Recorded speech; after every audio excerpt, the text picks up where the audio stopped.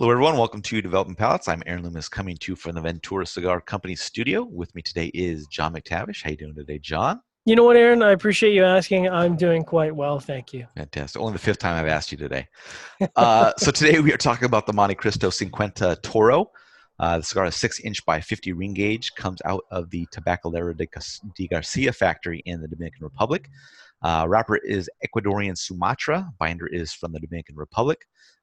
Filler is from Nicaragua and the Dominican Republic. Price point is a whopping $35, and Whew. the cigar was released in August of 2019. So with all that out of the way, John, what was your overall experience with this cigar like? Well, I can tell you it wasn't $35. And that being said, the first third certainly had my attention. Unfortunately, the second and last third didn't really hold up to the complexity that was in the first third, which is really a shame, because I would say the first third is what I would expect going into a French patisserie. There was just tons of bready, desserty, complex, spicy deliciousness, which is what I would expect out of a cigar of this level, this caliber. But that complexity really just didn't hold up. I just think a lot of the notes fell off and they just didn't harmonize well through the rest of the smoking experience. They weren't bad, but just wasn't to that same level.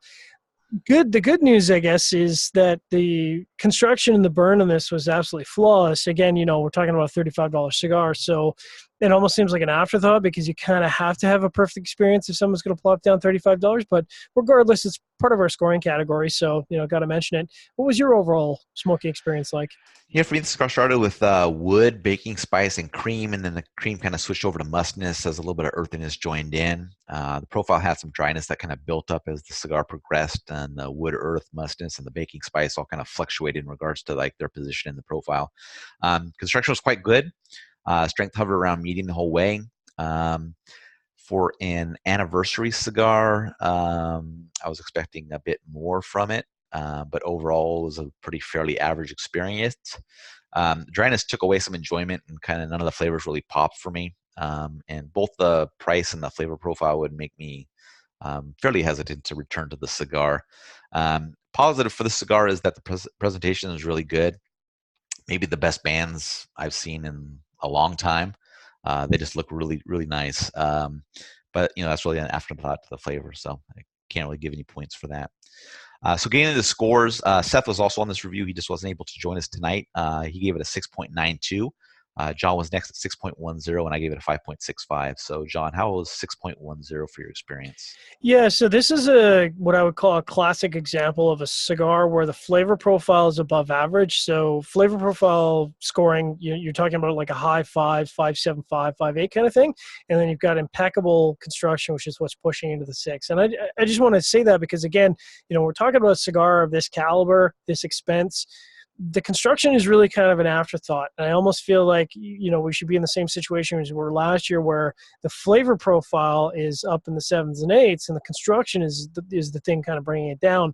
So I'm really disappointed that the rest of the cigar didn't carry on like the first third, because I described the first third as being a monster. I mean, it was just an explosion of delicious, complex flavors.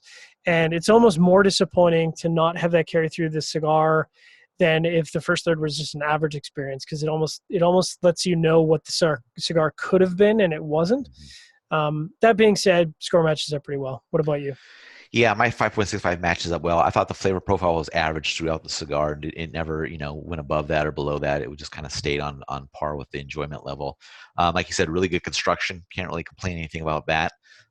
So that's kind of where it gets into those kind of mid 5s.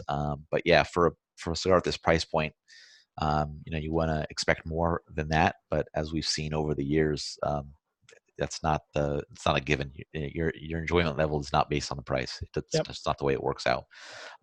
We talked about another, like a really budget price cigar. I thought that budget price cigar was more enjoyable than this cigar. So Savage. just the way it works. Savage. Yep.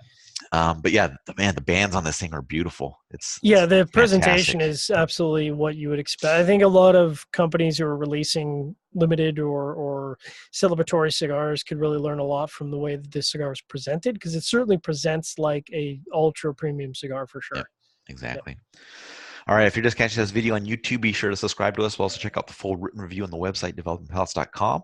Follow us on all the social media channels, and you can catch all of our review recaps on podcasts. So iTunes, Google Play, and Podbean.